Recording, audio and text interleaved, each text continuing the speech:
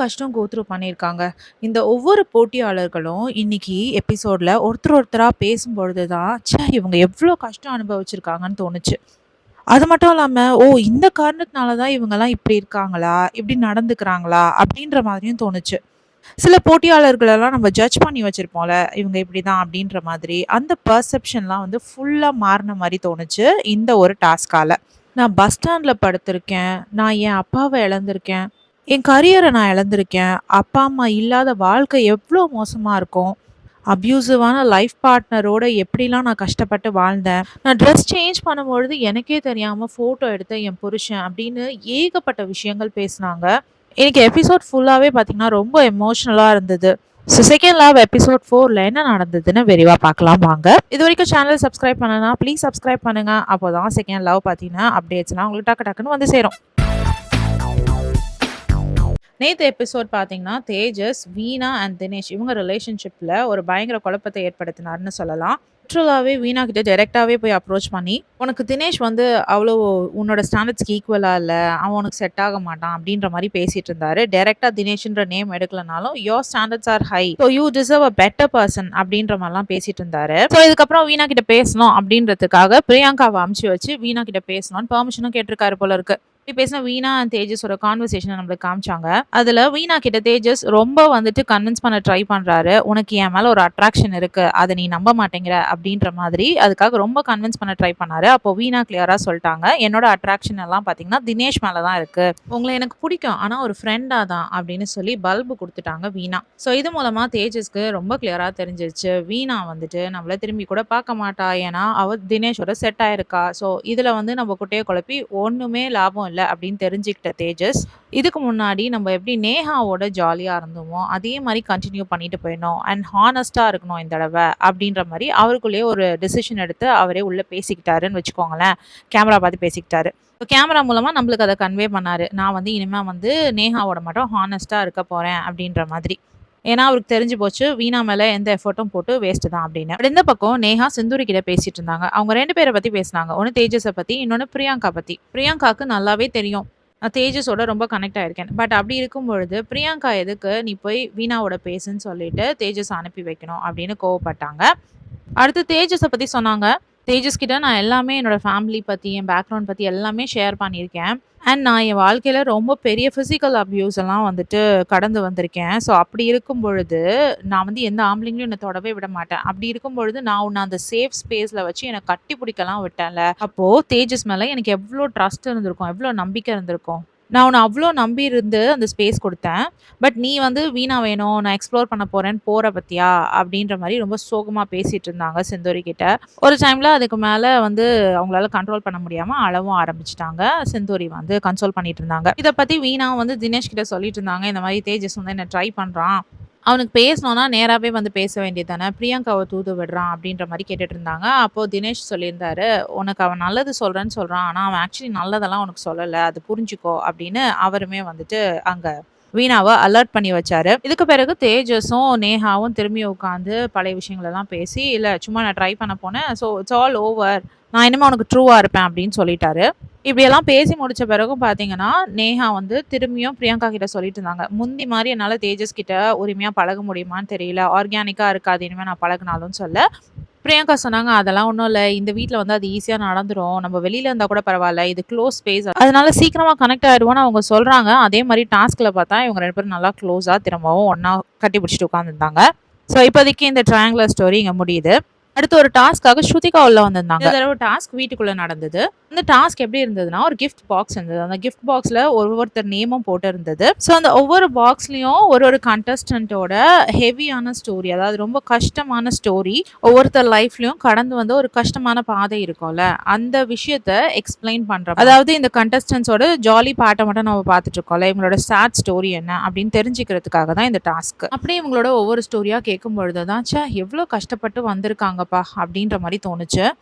அதுவும் வெக்கிய பார்க்கும்போதெல்லாம் ரொம்ப ஜாலியா இருக்கு. இவர் ஏன் வந்து ஃபர்ஸ்ட் லவ்வையே வந்து இங்க வந்து தேடுறாரு? இவருக்கு வந்து ஒரு ரிலேஷன்ஷிப்போ இல்ல, ஃபர்ஸ்ட் லவ்வும் வந்து கோஸ்ட் பண்ணிட்டு போயிட்டாங்கன்றாங்க. அப்ப ஃபர்ஸ்ட் மேரேஜ் அப்படிங்கிற பொழுது எதுக்காக செகண்ட் லவ்ல வந்து செகண்ட் லவ் தேடிட்டு இருக்காரு அப்படின்ற மாரி தோணுச்சு. அதுக்கான விடை வந்து இன்னைக்கு தெளிவா புரிஞ்சுச்சு. லவ் பண்றதுக்குன்னு ஒரு ஏஜ் இருந்திருக்கும்ல, அந்த 20s to 30s. அந்த டைம்ல இவரு ஃபேமிலில ஒரு பெரிய ஸ்ட்ரகிள் ஃபேஸ் பண்ணியிருக்காரு. அவங்க அப்பா வந்து குடிச்சதுனால, என்னதான் அவர் நல்ல மனுஷனா இருந்தாலும், அவரோட கடைசி காலங்கள்ல வந்து ரொம்ப பெரிய சிக்னஸ்க்குள்ள உள்ள போனாராம். அவருக்கு லிவர் ஃபெயிலியர், டிபி அப்படின்னு நோய் மேல நோயா வந்துட்டு போச்சாம். அந்த குடிப்பழக்கத்தினால வந்த டிசீஸ் வந்து பிரெயின் வரைக்கும் போய் அஃபெக்ட் ஆச்சாம். ஸோ 6 மந்த்ஸா பெட் ரிட்டனாவே இருந்துட்டு அவங்க அப்பா இறந்துட்டாராம். ஸோ ஃபேமிலியோடைய பாரம் ஃபுல்லா வந்துட்டு இந்த பையன் மேல வந்திருக்கு. அது மட்டும் இல்லாம அவங்க அப்பாவ ஹாஸ்பிட்டல் கொண்டு போய் சேர்க்கிறது, திரும்பி வீட்டுக்கு கொண்டு வரது, இந்த மாதிரியான அந்த இடைப்பட்ட பீரியட்ல வந்து ஒரு ஸ்ட்ரெஸ் இருந்திருக்கும்ல. அந்த ஸ்ட்ரெஸ்ல வந்து அவர் கரியரையும் விட்டுட்டாராம். அவருடைய லவ் லைஃப் அத பத்தி யோசிக்கவே நேரம் இல்லையாம். இது எல்லாமே அவரோட ஏஜ் 27ல நடந்திருக்கு. ஸோ இது மூலமா அவர் ஒரு ஃபேமிலி ஓரியன்டட் பெர்சனா இருக்காருன்னு கிளியரா தெரியுது. ஸ்ருதிகாவும் அதான் சொன்னாங்க. உங்க கரியரா அம்மா, அப்பாவான்னு யோசிக்கும் பொழுது, நீங்க வந்து அம்மா, அப்பா அப்படின்னு சூஸ் பண்ணிட்டீங்க. ஸோ அம்மா, அப்பாவ இவ்ளோ நல்லா பார்த்துக்கிற ஒரு பையன், ஒரு வைஃப் கிடைச்சா எவ்ளோ நல்லா பார்த்துப்பான் அப்படின்னு கிளியரா தெரியுது. ஸோ உங்க அப்பா வந்து ஒரு நல்ல மகன இந்த உலகத்துக்கு குடுத்துருக்காரு அப்படின்னு பாராட்டுனாங்க. ஸ்டோரி நிஜமாவே கொஞ்சம் மனச கனமா தான் ஆக்குச்சு. அடுத்து செந்தூரி அவங்க அப்பா, அம்மா இல்லாததுனால அவங்க எவ்ளோ ஸ்ட்ரகிள் வந்து தனியா ஃபேஸ் பண்ணாங்க அப்படின்றத பத்தி சொன்னாங்க. என்னோட கார்டியன்ஸ் என்ன நம்பாம ஒரு 9த் ஸ்டாண்டர்ட்ல நான் லவ் பண்றேன்னு நெனச்சு என்ன ரொம்ப அடிச்சு என்ன ஸ்கூல் மாத்துனாங்க. ஸோ பேரண்ட்ஸ் எப்பவுமே ஒரு விஷயம் நடந்ததுன்னா, உங்க குழந்தைங்களோட உட்காந்து பேசுங்க. ஃபர்ஸ்ட்டு உங்க குழந்தைங்கள நம்புங்க. விசாரிங்க. அதுக்கப்புறமா முடிவெடுங்க. அப்படின்ற ஒரு நல்ல மெசேஜ வந்துட்டு இந்த ஷோ மூலமா சிந்தூரி நம்ம எல்லார்கிட்டயும் சொன்னாங்க. அது உண்மதான். சில நேரம் சில விஷயம் நடக்கும்பொழுது பேரண்ட்டா டக்குனு நம்ம பிள்ளை மேல தப்பு இருக்குமோ அப்படின்னு நம்ம கத்துறதும் உண்டு. இல்ல நம்ம பிள்ளை மேல தப்பே இருக்காதுன்னு நம்ம ஆர்க்யூ பண்றதும் உண்டு. ஸோ இது 2மே பண்ணாம முதல்ல குழந்தைங்கள உட்கார வச்சு பேசுவோம். என்ன நடந்ததுன்னு தெரிஞ்சுப்போம். அதுக்கு பிறகு நம்ம என்ன டிசைட் பண்ணலான்னு யோசிக்கலாம். அப்படிங்கிறது ஒரு ரொம்ப நல்ல மெசேஜா நானும் பார்த்தேன். அடுத்து ராஜா அவரோட கரியர், அவரோட அம்மா, அப்பா எல்லாரையும் விட்டுட்டு ஒரு பொண்ணுக்காக போலாம் அப்படின்னு சொல்லிட்டு போகும்பொழுது அவருக்கு ஆக்சிடென்ட் ஆயிடுச்சாம். ஸோ அந்த ஆக்சிடென்ட் தான் அவருக்கு ஒரு பெரிய ரியலைசேஷன் கொடுத்துச்சாம். ஒரு பொண்ணுக்காக எப்படி நான் என்னோட கரியர கூட விட்டுட்டு அவள கல்யாணம் பண்ணிக்கலாம் அப்படின்ற மாரி இருந்தேன் அப்படின்னு யோசிச்சாராம். அண்ட் அந்த டைம்ல ஹாஸ்பிட்டல்ல வெளியில நின்னது அவங்க அம்மா, அப்பா தானாம். அப்போத்துலேருந்து டிசைட் பண்ணி அந்த பொண்ணுகிட்ட பேசுறதில்ல. ஸோ இப்ப அவரோட எய்ம் ஃபுல்லாவே வந்து திரையுலகம் தானா. அவர் வந்து ஒரு ஹீரோவாகணுமா. அடுத்து அசீம் அவரோட சன்ன வந்து எப்படிலாம் மிஸ் பண்றேன் அப்படின்ற விஷயத்த அவர் சொன்னாரு. அவர் சொல்லும்போதே தெரிஞ்சுச்சு, அவருக்கு வந்து நெறையா பெயின் இருக்கு. அவரோட பையனோட அவர் டைம் ஸ்பெண்ட் பண்ணலன்றத நெனச்சு அவர் ஒவ்வொரு நாளும் ஃபீல் பண்றாருன்னு நல்லாவே தெரிஞ்சுச்சு.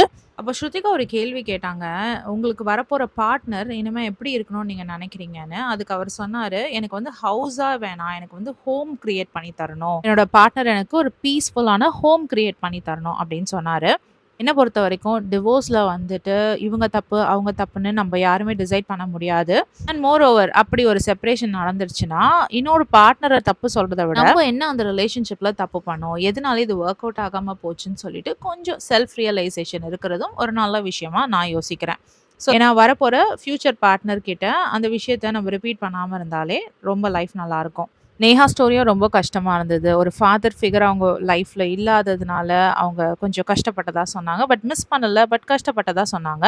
அப்பா, அம்மா சண்டையினால அம்மா வீட்ட விட்டு வெளியில வந்துட்டாங்களாம். ஏன்னா, அப்பா ரொம்ப அடிப்பாராம். அப்படி வீட்ட விட்டு வெளியில வந்த அம்மா கையில வெறும் ரூ. 200 தான் இருந்தது. நாங்க பஸ் ஸ்டாண்ட்ல தூங்கியிருக்கோம். அப்படி வெளியில வந்த நாளன்னைக்கு எனக்கு பீரியட்ஸ் வேற ஆயிடுச்சு. அம்மா இருக்கிற காச வச்சு ஊருக்கு போறதா, சாப்பிடுறதா, இல்ல பசங்களுக்கு தேவையானது செய்றதான்னு ரொம்ப குழம்பிட்டாங்க. அப்புறம் ஒரு ஸ்ட்ரேஞ்சர் வந்து பணம் குடுத்து எங்கள ஊருக்கு அனுப்பிச்சு, அங்கருந்து எங்க லைஃப் ஸ்டார்ட் ஆச்சு அப்படின்ற மாரி அவங்க ஸ்ட்ரகிள் பண்ண ஒரு விஷயத்த பத்தி பேசுனாங்க. ரொம்ப டிஃபிகல்ட்டான ஃபேஸ் தான். அத கேட்கும்பொழுதே கஷ்டமா இருந்தது. அத விட வந்து எனக்கு அவங்க அம்மா, நேஹாவோட அம்மா மேல ஒரு பெரிய மரியாதை வந்தது. ஏன்னா, அவங்க கஷ்டப்படுற டைம்லாம் அவங்க அம்மா வந்து விஷத்த குடிச்சிட்டு செத்துடலான்னு கூட சொல்லியிருக்காங்களாம். அதுக்கு பிறகு எப்படியோ முட்டி மோதி பசங்கள வளர்த்து, படிக்க வச்சு, இந்த இடத்துக்கு கொண்டு வந்த அந்த அம்மாவுக்கு ஒரு பெரிய சல்யூட். இந்த மாதிரி பல அம்மாக்கள நம்ம வாழ்க்கையில கடந்து வந்திருப்போம். சில பேருடைய அம்மாவும் இதே ஸ்ட்ரகிள் கோ த்ரூ பண்ணியிருப்பாங்க. அந்த எல்லா அம்மாக்களுக்கும் ரொம்ப பெரிய ஹேட்ஸ் ஆஃப். இந்த ஸ்டோரிய கேட்ட உடனே தேஜஸ்க்கு வந்துட்டு நேஹா கிட்ட ரொம்ப பொறுமையா இருக்கணும் அப்படின்னு யோசிக்கிறேன் அப்படின்னு சொன்னாரு. இன்னும் கொஞ்சம் அன்பு செலுத்தணும்னு நினைக்கிறேன்னு சொன்னாரு. அடுத்து மோனிஷா அவங்க ஸ்டோரிய ரொம்ப சிரிச்சுட்டே சாதாரணமா சொன்னாங்க. ஆனா அதுக்கு பின்னாடி பயங்கர பெயின் இருக்கத அந்த ஸ்டோரி சொல்லி முடிக்கும் பொழுது தான் நம்மளுக்கு புரிஞ்சுச்சு. அவங்க ஹஸ்பண்ட் கிட்ட இருந்து டிவோர்ஸ் கிடைக்கும்போது அவங்க ரொம்ப ஜாலியா சைன் போட்டாங்களாம். இன்ஃபேக்ட் அவங்களுடைய 100 சவரன் நகைய அவங்க ஹஸ்பண்ட் எடுத்துக்கிட்டாங்களாம். அத பத்தி கூட அவங்க ஃபீல் பண்ணலையா. பட் டிவோர்ஸ் கிடைச்சதே பெரிய விஷயம்னு சொல்லிட்டு 8 இயர்ஸ் ஸ்ட்ரகிள்க்கு அப்புறமா அவங்க வந்துட்டு ரொம்ப சந்தோஷமா டிவோர்ஸ் எழுதி குடுத்துட்டு வந்தாங்களாம். காரணம் அவங்க எக்ஸ் ஹஸ்பண்ட் இவங்கள வந்து ஃபுல் கண்ட்ரோல்ல வைக்கணுன்றதுக்காக இவங்க ட்ரெஸ் மாத்தும் பொழுது கூட, இல்ல பக்கத்துல ஒண்ணா இருக்கும் பொழுது கூட ஃபோட்டோஸ்லாம் எடுத்து வச்சுக்கிட்டாராம். அந்த ஃபோட்டோஸ் வச்சு மிரட்டவும் செஞ்சாராம். அவங்க எக்ஸ் ஹஸ்பண்டோட ஃப்ரெண்ட்ஸ்லாம் வந்துட்டு மோனிஷாவ பார்த்து, "நான் உங்களோட இந்த மாதிரியான ஃபோட்டோவ பார்த்தேனேன்லாம்" சொன்னாங்களாம். ஒரு பொண்ணுக்கு இந்த விஷயம்லாம் எவ்ளோ பெரிய வலிய தரும்னு கண்டிப்பா ஒரு பொண்ணா என்னால புரிஞ்சுக்க முடியுது. அதனால அவங்களால யாரையும் ட்ரஸ்ட் பண்ண முடியலன்னு சொல்றாங்க. தூங்கும் பொழுதும் ஒருத்தர கட்டிப்பிடிச்சு படுக்கணும்னா கூட எனக்கு ரொம்ப பயமா இருக்கும். ஏன்னா வந்து யாராவது ஃபோட்டோ எடுத்துருவாங்களோ! தப்பா ப்ரொஜெக்ட் பண்ணிருவாங்களோன்னு தோணிட்டே இருக்கு அப்டி சொன்னாங்க. அதான் வைக்க சொன்னாரு. இப்ப எனக்கு புரியுது ஏன் மோனிஷா வந்து 2ண்ட் டேலேருந்து என்கிட்ட ஒழுங்கா பேசல. ஃபர்ஸ்ட் டே மாரி பேசல அப்டின்னு தெரியுது. அவங்களுக்கு வந்து ஒரு ஆம்பளைய நம்புறதே ஒரு பெரிய விஷயமா இருக்கு அப்டின்னு சொன்னாரு. Yes, that's a very good observation actually. அவங்களுடைய பாஸ்ட் லைஃபோடைய ட்ராமா தான் வந்து அவங்கள ரொம்ப க்ளோஸ்டு பர்சனா வச்சிருக்கு அப்படின்னு தோணுது. ஈடன் ஸ்டோரியும் கொஞ்சம் அப்படிதான். அப்யூசிவ் மேரேஜ்குள்ள போயிட்டு, அவங்க ஹஸ்பண்ட் வந்து இவங்க என்ன செஞ்சாலும் தப்புன்னு சொல்ற மாதிரியான ஒரு ஹஸ்பண்ட் அப்படின்னு சொன்னாங்க. அவருக்காக நெறைய நான் மாத்திக்க ட்ரை பண்ணேன். அதுக்காக பயந்து பயந்து எனக்கு பயம் மேல இருந்த பயமே போயிடுச்சுன்னு சொன்னாங்க. It's a super bold statement தெரியுமா? ஈடன் பார்க்கும் பொழுதே அவங்க லைஃப்ல நெறைய கோ த்ரூ பண்ணியிருக்காங்க. ஒவ்வொரு ஸ்ட்ரகிளையும் பாஸ் பண்ணும்பொழுது நம்ம கொஞ்சம் கொஞ்சமா மோல்ட் ஆவோம்ல. அப்படி மோல்ட் ஆயி ரொம்ப ஃபைன் பெர்சனா ஈடன் வந்து நிக்கிற மாரி எனக்கு ஃபீல் ஆகுது. ரொம்ப மெச்சூர்ட், போல்ட் அண்ட் ஃபைன் கண்டஸ்டன்ட்டா எனக்கு இவங்க தெரியிறாங்க. இத்தன போட்டியாளரும் அவங்களுடைய மனபாரத்த இறக்கி வைக்கும் பொழுது, உங்களுக்கு எந்த கண்டஸ்டன்ட்டோடைய ஸ்டோரி ரொம்ப கனெக்ட் ஆச்சு, ரொம்ப ஹெவியா ஃபீல் ஆச்சுன்னு கமெண்ட் செக்ஷன்ல சொல்லுங்க. இன்னும் பல பேரோட, பல போட்டியாளரோட எமோஷனல் ஸ்டோரீஸ் கேட்க காத்திருக்கோம். நெக்ஸ்ட் எபிசோட்ல மீட் பண்ணலாம். Until then, it's bye from Jemima. Take care.